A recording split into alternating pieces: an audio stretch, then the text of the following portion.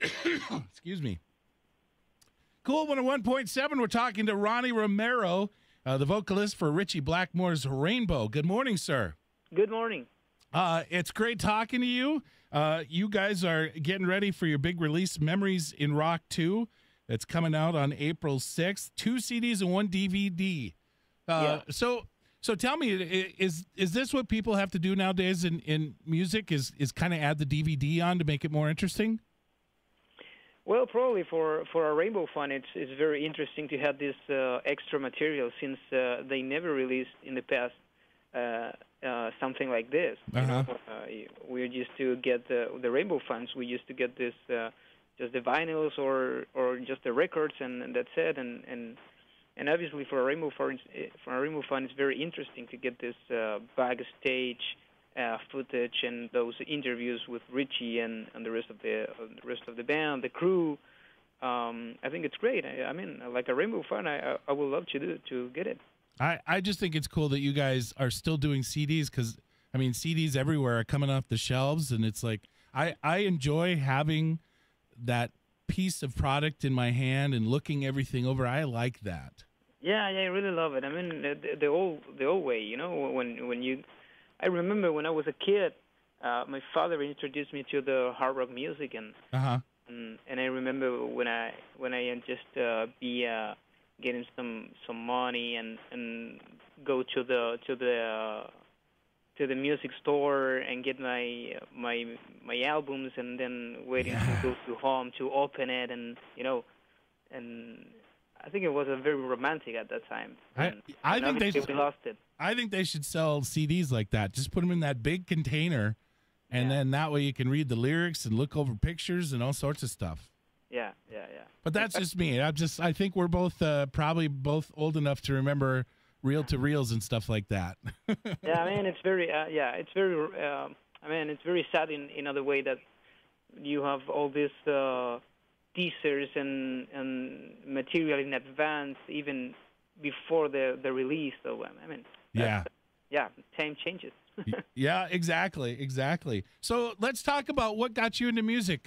You talked about you're a big Rainbow fan. What other singers and groups did you grow up listening to? Well, I mean, I grew up in a family of musicians. My grandfather was a saxophonist, and he used to have a big band. My father was a singer. My mother used to play the guitar. My brother was a drummer. Wow. So yeah, I just grew up surrounded by musicians and different instruments. And my father introduced to me the hard rock music. But not just obviously the most important was the Purple and Rainbow, but obviously a lot of bands like I don't know, Kansas, Journey, Boston.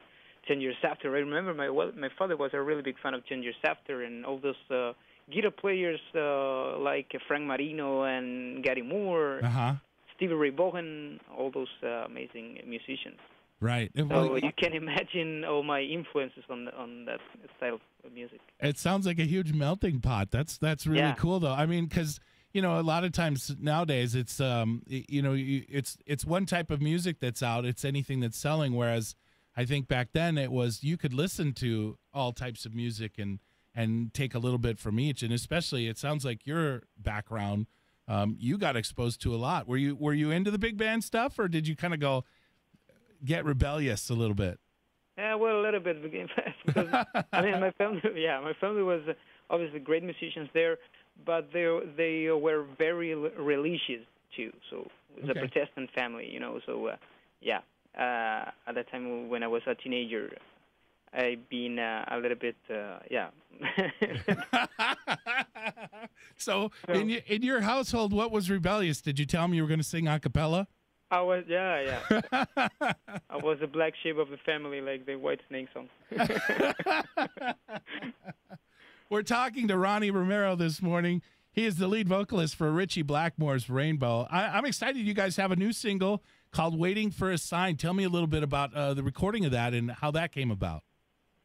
Man, I was very surprised, I remember, because when Ritchie called me and told me about this, hey, I had this song, I will send it to you if you want to try it on studio and see what happened and blah, blah, blah. And and I was expected a completely different thing, because considering that Ritchie was out of rock and roll since 25 years or even 30 years, and playing just medieval music with Blackmore's Night, which is obviously a completely different kind of music. Right. And then when I started to listen to the song, I was like, oh my God! I mean, it's obviously. I think it's matched perfectly on the early Rainbow material. So. And that's hard to do. I mean, a lot of the bands when they've had, for lack of a better way of saying it, when they get some age on, it's hard to match that sound. Yeah, it's really hard. But at the end, it still sounds like Ritchie Blackmore playing the guitar. So I think that's the most important thing on the music. So tell me this. This is I know all the fans are going to be gushing to know this part. What's it like to be on stage, to be around Ritchie Blackmore? Well, you can imagine. It's the other day I was thinking about this because a young singer, a young musician who is just starting his career, and then with 3 Rainbow releases already. Yeah. Playing with Ritchie Blackmore, a bunch of shows around Europe is amazing. It's obviously a dream come true.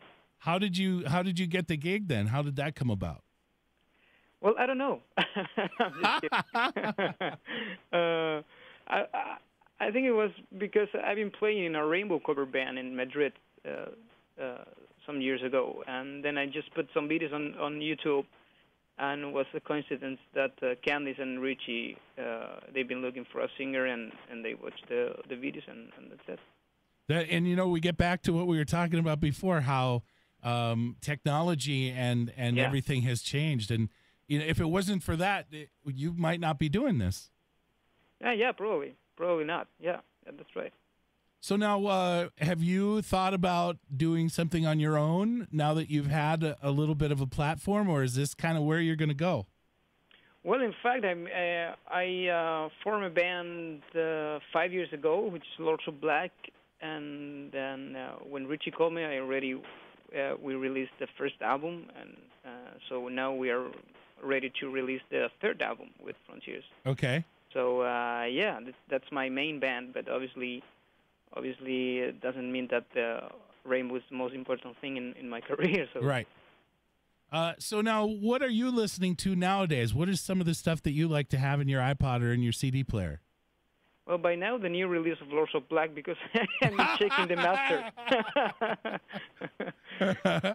Nice. That was a nice shameless plug. Way to go.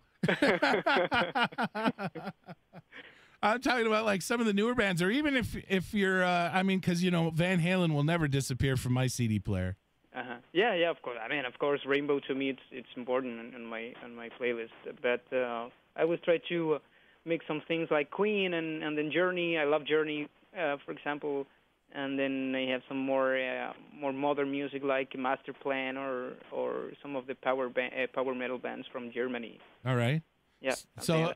All right, so I'm going to have you settle this argument. I have 2 friends that are on either side of the fence with Journey.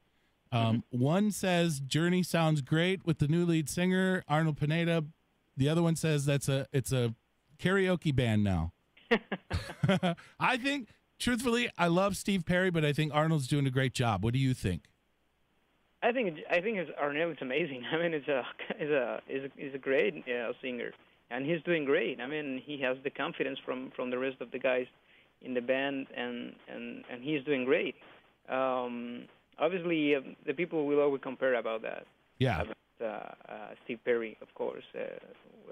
That was happened to me, even, with all this Ronnie James Dio and all the people saying, this is a karaoke band, or no Dio, no Rainbow, or whatever, Right. But, it's okay. You need to handle it because the people can say whatever. And that internet is for free. Yep, you got my next question right away. I was going to say, and how are you handling what people are saying about you? Because you sort of got your job almost the same way he did. Well, you need to not try to handle it. It's part of the job. The people can criticize your job, obviously, because you are selling a product on you're putting a product on a spot, so the people can say whatever. You need to try to enjoy it, and that's it. I mean, I'm just trying to do my best playing with Ritchie Blackmore, which is a gift, and just enjoy the experience. Well, I've always thought it was kind of jealous, a little bit of jealousy, and maybe they can't handle the change a little bit, because, I mean, really, if you weren't there, would we be enjoying Ritchie Blackmore's Rainbow, Yeah, that's right.